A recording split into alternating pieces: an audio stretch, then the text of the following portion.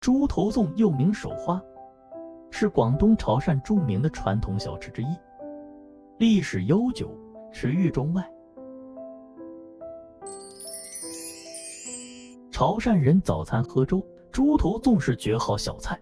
猪头粽还可以用来搭配功夫茶，一杯清香扑鼻的功夫茶，一碟猪头粽，品尝出了一份悠闲，一份雅致。我祖父每次在说，要杀一头猪需要一点时间。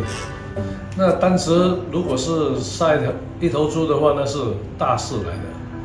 从猪的鼻子到猪的尾巴，50年代、60年代的时候没有保鲜技术，最重要的是要吃最快防腐。那什么东西最快腐烂？猪脑、猪肝、猪腰、猪血。这个是最快的，这个老祖先很有智慧，这些东西潮州人最快的办法，煮碗汤，在里面稍微烫一下就能吃了。那今天讲这个就是说整个猪脸、猪耳朵，当然潮汕人的卤是独步的，那用卤来把它卤熟，能够吃好多天。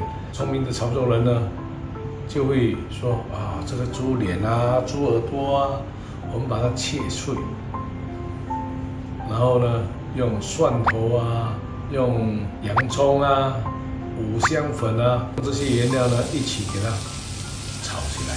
炒起来，当然呢，猪皮啊、猪脸啊这些就有很多的 collagen， 很多的胶原嘛，然后再把它放在盒子里，把那油压掉，那就变成猪头粽。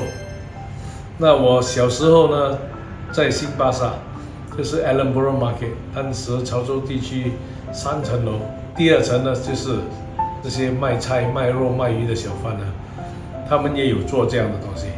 他就把这个猪脸呢炒起来，猪耳朵炒起来之后呢，就放在一个筐子里，一个竹筐里。那下面垫着一些腐皮，把它炒好之后呢，放到筐子里呢。我印象最深刻的是他们用几块大的斩猪肉的木板，因为那个有重量嘛，他来把它挤压2-3天，让那个油跑掉之后呢，就变成一个很美味的猪头粽。潮州人吃猪头粽呢，我到今天我还是很喜欢的。就是我们切薄片，甚至我也觉得比较有口感的，就要切一粒一粒，像骰子这样。然后最重要要沾点焗油，才不会太腻。这个是我觉得吃猪头粽呢最好的一个配料。潮州发迹即食系列，既有高档海鲜，也有传统潮州菜，在家加热即可享用。